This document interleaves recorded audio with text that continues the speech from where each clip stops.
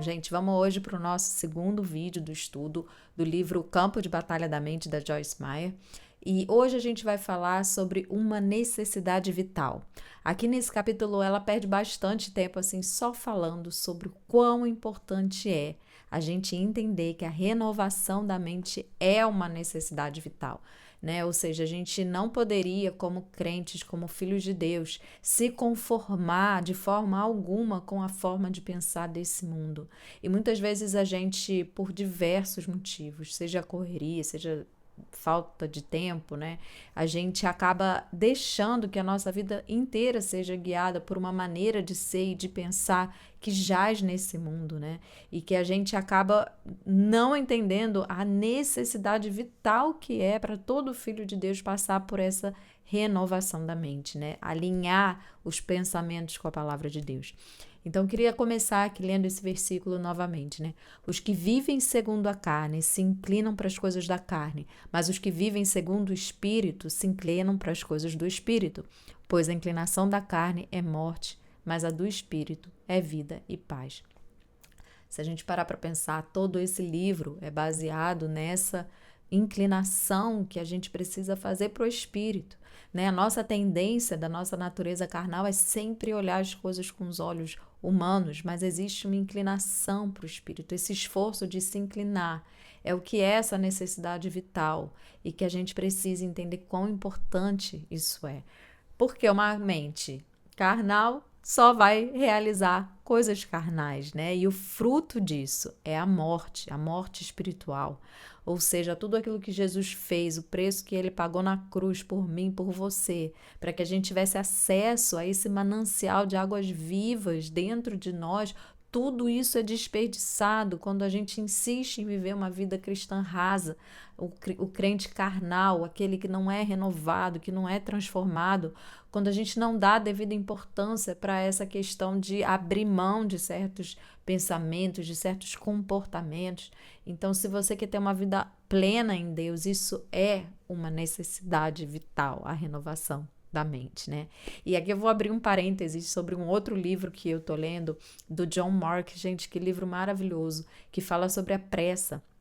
E eu nem sei se ele tem traduzido em inglês, o nome dele é traduzido seria mais ou menos A Implacável Eliminação da Pressa. Então, se você procurar, é mais ou menos isso. Mas ele levanta um ponto muito interessante, porque normalmente a gente acha que os recursos mais escassos que existem são o tempo e o dinheiro. E a gente fala muito disso hoje em dia, não tem tempo para nada, não tenho dinheiro e tal. Só que o ponto é, o recurso mais escasso que nós temos hoje é a nossa atenção.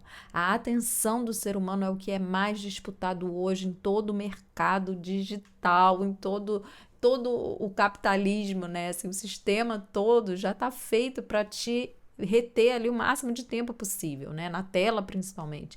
Então, a nossa atenção, ela está sendo muito disputada o tempo todo. E isso é um sistema, gente, demoníaco, porque de tudo que eu preciso, na verdade eu preciso é da atenção, do ouvir, né? O Senhor fala, aquele que tem ouvidos, ouça. Na verdade a gente não ouve, né? Não é que a gente não tem ouvidos, é que a gente não ouve. Ou seja, toda a minha atenção e o meu foco, que deveria ser voltado para o Senhor continuamente, ele é disputado com tantas outras coisas, que a gente acaba não dando a devida atenção para o Espírito Santo que habita em nós. Então, assim, eu queria abrir esse parênteses, porque ainda que às vezes a gente até entenda que é uma necessidade vital, a gente fica pensando, não, mas eu não tenho tempo, mas eu não tenho como fazer, mas eu não tenho... E, gente, na verdade, você pode voltar o seu coração para o Senhor a qualquer hora do seu dia, em qualquer atividade que você esteja fazendo, né? E claro que nada vai substituir o seu tempo de qualidade com Deus, mas existe um continuar na presença, um andar na presença.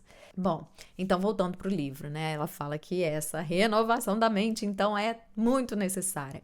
E ela cita um exemplo que eu acho interessante, que ela fala assim, muitas vezes na nossa vida como seres humanos tem algumas áreas que a gente fica meio preguiçoso e tal, e que se a gente não prestar atenção de que se eu não fizer nada, aquilo ali vai dar problema, a gente não se mexe.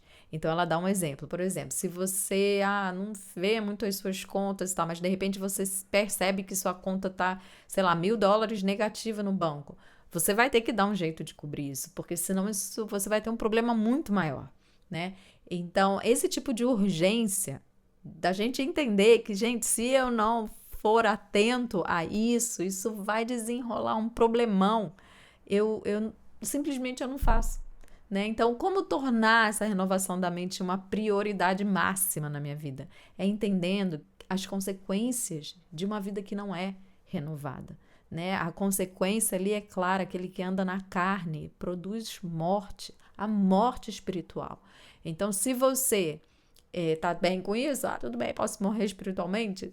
Tudo bem, mas se você entende quão importante é uma vida renovada todos os dias na presença do Senhor, você vai levar isso a sério e você vai começar a ser diligente. E ela fala que ela mesma tinha muita dificuldade de ser disciplinada na oração, na leitura da Bíblia, sabe? Nessa coisa de estar constantemente buscando o Senhor.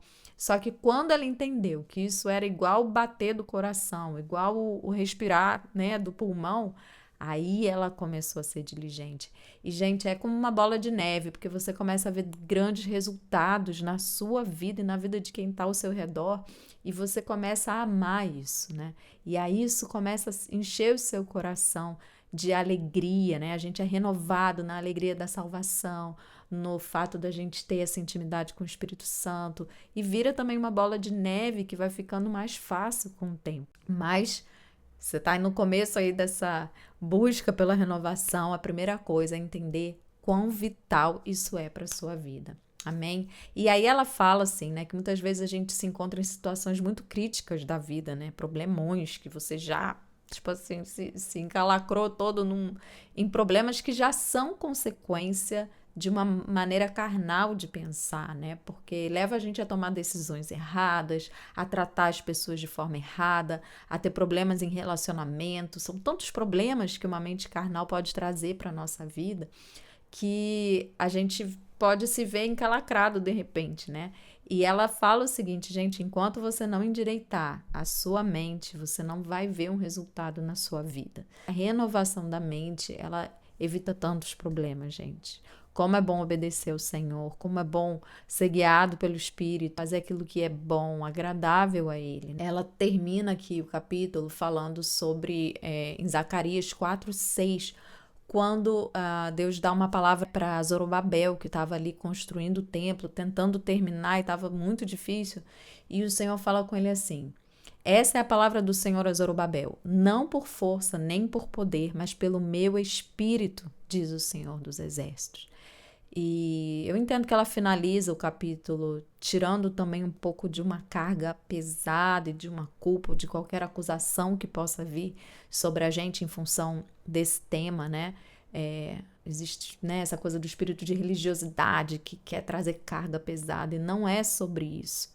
É sobre, de fato, a gente entender que o nosso espírito ele precisa ser alimentado e ele precisa ter um cuidado diário, né? Como uma plantinha que precisa ser regada ali, assim é o nosso espírito. E graças a Deus nós temos o Espírito Santo em nós que nos ensina nessa caminhada. Então, não é na nossa força, clamando pelo Espírito Santo, pela ajuda do Espírito Santo. É sabendo que a gente tem um ajudador até para a gente ter disciplina. Cada etapa dessa renovação, o Senhor nos ajuda. Ora, a primeira coisa é ora. Senhor, me mostra qual é o minuto do meu dia que eu vou conseguir separar para o Senhor. Seja aberto a ouvir Deus.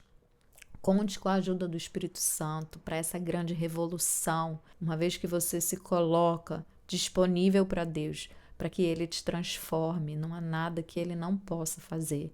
Mas conte com a ajuda do Espírito Santo nas mínimas coisas desde o começo, crendo que Ele vai prover para você, sabe, o tempo, a atenção necessária. Eu já vi gente que colocava alarme de hora em hora, só para dar aquela lembrança, né, de que, poxa, o Senhor está aqui comigo.